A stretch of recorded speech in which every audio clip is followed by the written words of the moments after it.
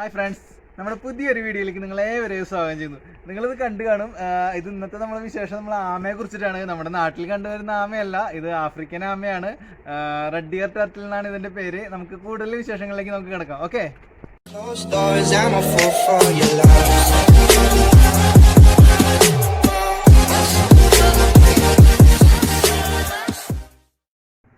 ഇന്ന് നമ്മൾ സംസാരിക്കാൻ പോകുന്ന റെപ്റ്റൈൽ വിഭാഗത്തിൽപ്പെടുന്ന നമ്മുടെ റെഡ് ഇയർ സ്ലൈഡർ ആമയെ കുറിച്ചിട്ടാണ്. സൗത്ത് അമേരിക്ക, മെക്സിക്കോ, ആഫ്രിക്ക പോലുള്ള രാജ്യങ്ങളിലാണ് ഇവയെ കൂടുതലായി കണ്ടുവരുന്നത്. കാഴ്ചയിൽ തന്നെ വളരെ മനോഹരമായിട്ടുള്ള ഇവയെ ലോകത്തിലെല്ലായിടത്തും ഒരുപാട് ആളുകൾ ഇപ്പോൾ വളർത്തി വരുന്നുണ്ട്. അവരുടെ തലയുടെ രണ്ട് സൈഡ് ഭാഗങ്ങളിലായി കണ്ടുവരുന്ന നല്ല ചുവപ്പും കറുപ്പും മഞ്ഞയും കലർന്നിട്ടുള്ള വരകളും ഒക്കെ ഇവർ വളരെ മനോഹരമാക്കുന്നു. ഏകദേശം ഇവർ ആദ്യത്തെ മുട്ട വിരിഞ്ഞ് ഇവർ ആദ്യത്തെ ഒരു വർഷം കൊണ്ട് തന്നെ ഇവരുടെ ഏകദേശം വിരിഞ്ഞിറങ്ങുമ്പോൾ ഒരു രൂപ കോയിൻ്റെ ഒരു സൈസ് ഉണ്ടായിരിക്കുള്ളൂ. എങ്കിലും ഒരു വർഷം കൊണ്ട് തന്നെ ഏകദേശം ഒരു 3 ഇഞ്ചോളം ഇരട്ടി ഒരു വളർച്ച വരും. അത് അപ്പോൾ ടോട്ടൽ ഏകദേശം ഒരു 4 ഇഞ്ചോളം വളർച്ച വരും. പിന്നീടുള്ള ഓരോ വർഷങ്ങളിലും ഓരോ ഇഞ്ച് സൈസിലാണ് ഇവർ വളരുകയുള്ളൂ. ഏകദേശം ഒരു പൂർണ്ണ വളർച്ച എത്തുക എന്ന് പറഞ്ഞു കഴിഞ്ഞാൽ 5 വർഷം തൊട്ട് 7 വർഷത്തിനുള്ളിൽ ഇവർ പൂർണ്ണ വളർച്ച എത്തും. ഏകദേശം ഫീമെയിൽസ് ആണെങ്കിൽ ഒരു 10 ഇഞ്ച് തൊട്ട് 12 ഇഞ്ച് വരെ നീളവും വലിപ്പവും, അതുപോലെ തന്നെ ആണുങ്ങളാണെങ്കിൽ ഒരു 8 ഇഞ്ച് തൊട്ട് 10 ഇഞ്ച് വരെ സൈസ് വരാറുണ്ട് ഇവർ. പിന്നെ അതുപോലെ ഇവരുടെ വളർച്ചയ്ക്ക് ഏറ്റവും അത്യാവശ്യം പ്രോട്ടീൻ തന്നെയാണ്. ഇവരുടെ എല്ലാ ഫുഡിൻ്റെ കാര്യങ്ങളെന്ന് പറയുമ്പോൾ ഇവർ ഈ ഇറച്ചി, അതുപോലെ പച്ചിലകൾ, കാൽസ്യം അടങ്ങിയിട്ടുള്ള ഭക്ഷണമാണ് ഇവർക്ക് ഏറ്റവും കൂടുതൽ ഇഷ്ടം. മീൻ തീറ്റ കൊടുത്താലും നമുക്ക് വളർത്താൻ പറ്റും, എങ്കിലും ഇവരെ വളർച്ചയ്ക്ക് അത്യാവശ്യം പ്രോട്ടീൻ തന്നെയാണ്. അതുപോലെ തന്നെ ഇവരുടെ പുറന്തോടി കാൽസ്യവുമായി ബന്ധപ്പെട്ടിരിക്കുന്നതുകൊണ്ട് തന്നെ ഇവർക്ക് കാൽസ്യമൊക്കെ അത്യാവശ്യമാണ് ഇവരുടെ ഫുഡിൽ. നമ്മൾ ആർട്ടിഫിഷ്യലായിട്ട് ഇവരുടെ ഈ ടാങ്കിലൊക്കെ ഇട്ട് വളർത്തുകയാണെങ്കിൽ നമ്മളവർക്ക് നമ്മുടെ കടൽനാക്ക് പോലെയുള്ള കാൽസ്യത്തിൻ്റെ തൊണ്ടൊക്കെ ഇട്ട് കൊടുക്കുന്നത് വളരെ നല്ലതാണ്. ഇവർ പരസ്പരം നമ്മൾ വെള്ളത്തിലേക്ക് ഇടുകയാണെങ്കിൽ അഗ്രസീവ് ഒന്നും അല്ല ഇവർ. പക്ഷേ നമ്മൾ വെള്ളത്തിൽ നിന്ന് പുറത്തെടുത്ത് കഴിഞ്ഞ് കഴിഞ്ഞാൽ വളരെ അഗ്രസീവ് ആവാനൊക്കെയുള്ളൊരു ടെൻഡൻസി ഉള്ളൊരു ഇനമാണ് കേട്ടോ നമ്മുടെ ഈ റെഡ് ഇയർ ഗ്ലൈഡർ എന്ന് പറഞ്ഞിട്ടുള്ള നമ്മുടെ ഈ സ്ലൈഡർ എന്ന് പറഞ്ഞിട്ടുള്ള ഈ ആമ.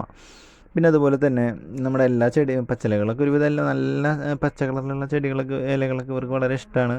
അതേപോലെ തന്നെ ബ്രീഡിങ് ടൈം എന്ന് പറയുമ്പോൾ ഇവർ ബ്രീഡ് ചെയ്യുക എങ്ങനെയാണെന്ന് വെച്ചെങ്കിൽ ഇവരൊരു കുഴിയൊക്കെ കുത്തിയിട്ട് ഏകദേശം ഒരു 10-12 ഇഞ്ചൊക്കെ താഴ്ത്തിയിട്ട് ഒരു കുഴിയൊക്കെ കുത്തിയിട്ട് അവരെ പിൻകാലം കൊണ്ടാണ് കുഴിയൊക്കെ കുത്തിയിട്ട് അതിൽ ഒരു 2 മുട്ട തൊട്ട് 30 മുട്ട വരെ ഇടാൻ ചാൻസ് ഉണ്ട്. മെയിലിനെ അപേക്ഷിച്ച് ഫീമെയിൽ വലിപ്പം കൂടുതലായിരിക്കും കേട്ടോ. ഇതേപോലെ തന്നെ ഇവരുടെ മുട്ട വിരിയാൻ ഏകദേശം 58 ദിവസം തൊട്ട് 112 ദിവസം വരെയൊക്കെ എടുക്കാറുണ്ട് ഇവരുടെ മുട്ട വിരിയാൻ.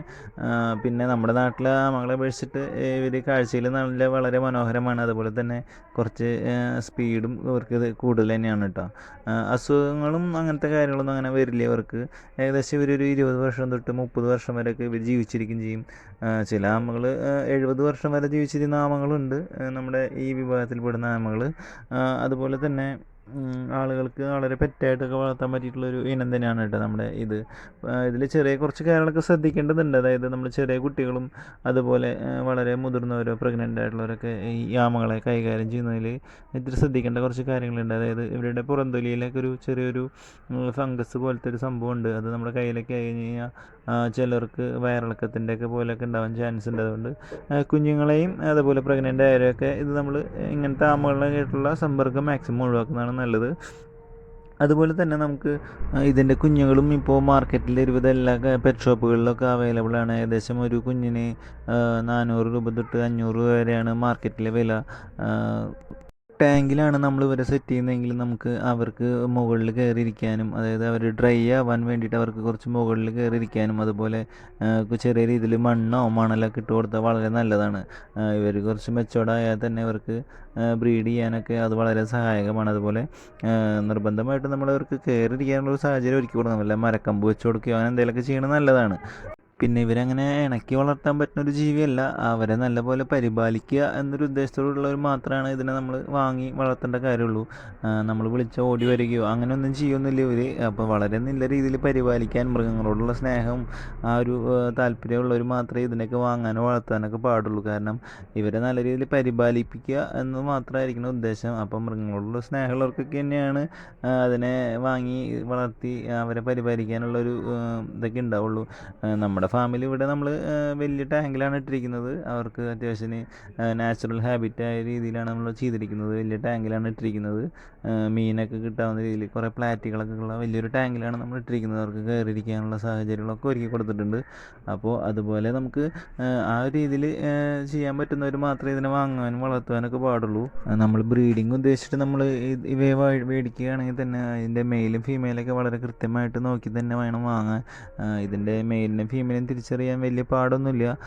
അവരുടെ വാലിൻ്റെ ടൈലിൻ്റെ സൈസും അതേപോലെ നീളമൊക്കെ നോക്കിയിട്ടാണ് നമുക്കത് മനസ്സിലാക്കാം. ഫീമെയിൽസിനാണെങ്കിൽ വളരെ ചെറിയ കനം കൂടിയ വാലുകളും മെയിലിനാണെങ്കിൽ കനം കുറഞ്ഞ നീളമുള്ള വാലുകളും അതുപോലെ തന്നെ മെയിലിൻ്റെ കൈവിരലുകളുടെ നീളക്കൂടുതലും നഖത്തിൻ്റെ നീളക്കൂടുതലൊക്കെയാണ് ആണും പെണ്ണും തിരിച്ചറിയാനുള്ള എളുപ്പമാർഗ്ഗം. അപ്പോൾ ചെറിയ കുഞ്ഞിനെ വാങ്ങുന്നവർക്ക് അത് തിരിച്ചറിയാൻ അത്ര എളുപ്പമായിരിക്കില്ല എങ്കിലും ഒരു വർഷത്തിനുള്ളിൽ നമുക്കത് ഏകദേശം മെയിലും ഫീമെയിലും തിരിച്ചറിയാനൊക്കെ പറ്റുകയാണെങ്കിൽ നമ്മളെല്ലാവരും ഇതുപോലുള്ള എന്തെങ്കിലുമൊക്കെ വളർത്തുന്നത് വളരെ നല്ലതാണ്. ഇപ്പോൾ ഇത് ആമ എന്നല്ല, ഏതെങ്കിലും ഒരു ജീവിയെ നമ്മൾ വളർത്തുന്നത് വളരെ നല്ലതാണ്. കാരണം മനുഷ്യനെ വരെ മനസ്സിലാക്കാതിരിക്കുകയും കൊല്ലുകയൊക്കെ ചെയ്യുന്ന ഈ കാലഘട്ടത്തിൽ നല്ലൊരു മൃഗസ്നേഹിക്കാണ് നല്ലൊരു മനുഷ്യസ്നേഹിയാവാൻ കഴിയുള്ളൂ എന്ന് പറഞ്ഞുകൊണ്ട് എല്ലാവർക്കും നല്ലത് വരട്ടെ എന്ന് പ്രാർത്ഥിച്ചുകൊണ്ട് ഇന്നത്തെ വീഡിയോ ഞാൻ നിർത്തുന്നു. നന്ദി.